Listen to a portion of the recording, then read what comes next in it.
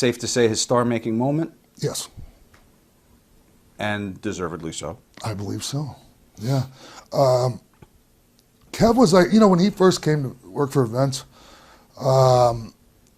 he was really like not smooth at all. And I mean, it was a motherfucker working with him. Because I had some of his first matches, and they were really cement mixers, man. Well, that time as Oz didn't... oh, fuck me. Okay.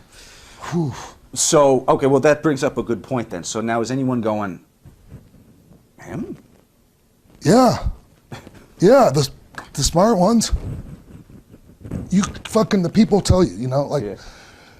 I don't understand sometimes, you know, in our industry, we're so worried about trying to, like, program the people when they're the ones that tell us what they want, you know? And if you just let them tell you what they want, like, it makes it a lot easier for everybody.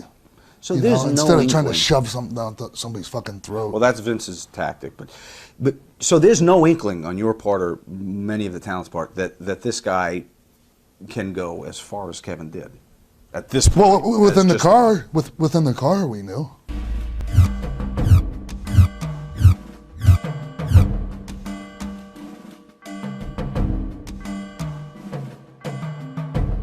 True. Sure. Shawn had a lot of nagging injuries. Yeah, he did. Kevin would tell us, usually right around summer. Summer. Yeah.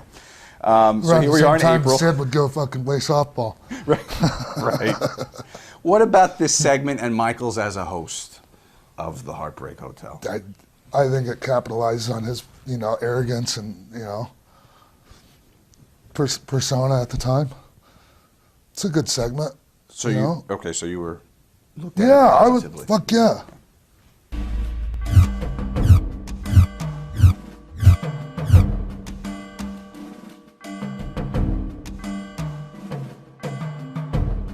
Does Shawn have a short fuse? Yeah.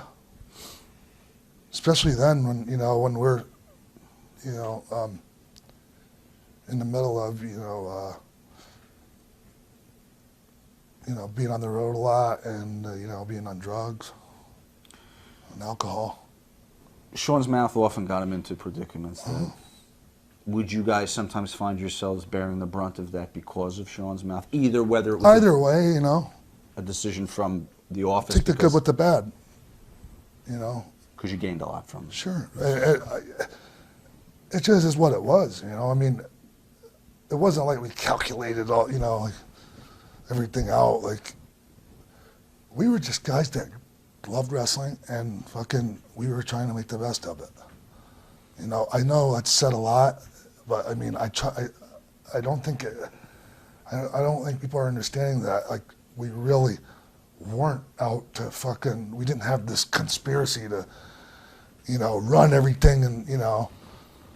Would all the members We just were trying to do the best for the company. Would all the members of the clique agree with that? Maybe not. Maybe I'm just naive, you know.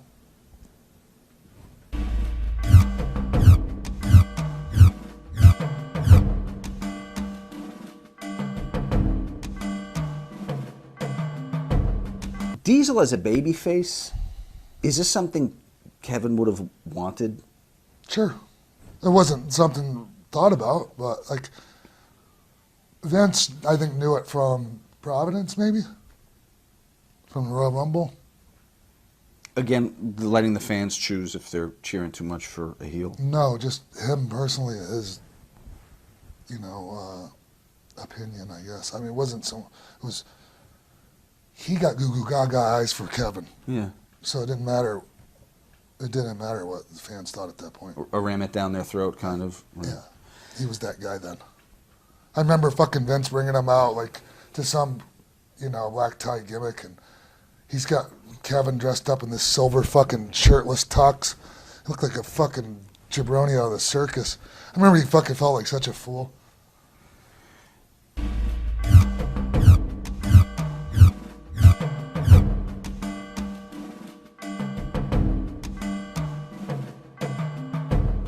Does Kevin know how far this is going to go?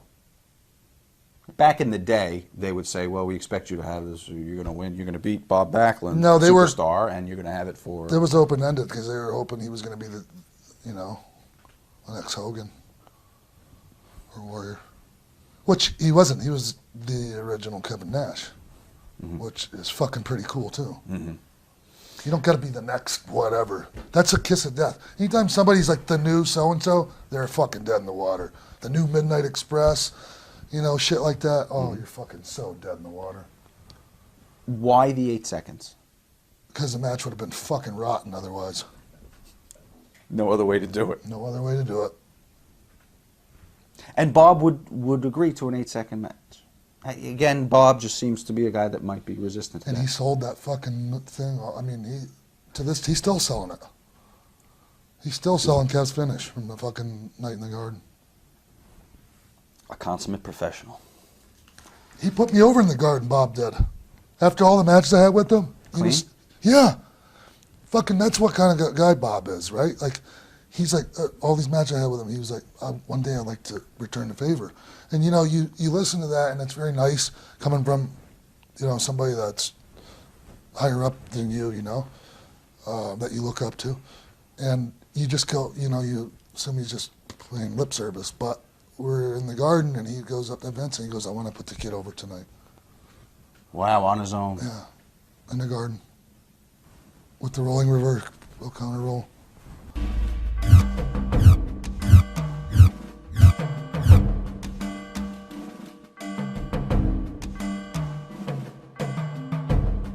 It seems strange booking them having to win the belts before SummerSlam when they're not going to be in a tag title match? Yeah. Was this their idea? Like, what? From a booking standpoint, it doesn't make sense, but there had to be a reason. Vince didn't want to stick. Like, you know, now everything is a group or a clique or a faction. Back then, Vince didn't want any of that. He didn't want to take big name guys and stick them all together and just be one act on the show. You know what I mean? Coming from his point of view, that's a lot of money just for one match on the lineup. It was just a different way of looking at it. You know, he was dead set against all that group stuff, you know?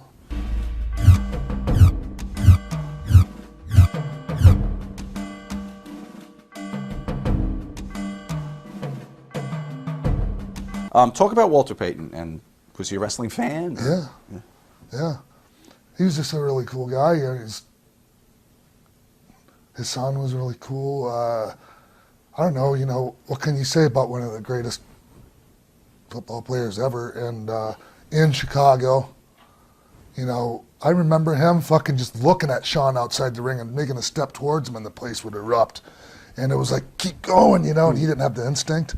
But you know, I mean, he was getting a taste of it, and he was digging it. How much are they given? When I say they, I mean a celebrity who's going to be a corner man or anything. As far as you can hit this guy or don't, or threaten him, like how much are they given beforehand, or is it all instinct that they got to figure out? It's mostly when you're dealing with an outside guy, you want it. These are the rules. This is how it's going to go. Just make sure that there's no fucking confusion. Right. You know, and when you're dealing with outside guys, getting involved in matches, whether they're in the match or on the floor or whatever, like you want to keep things as basic, as simple as possible.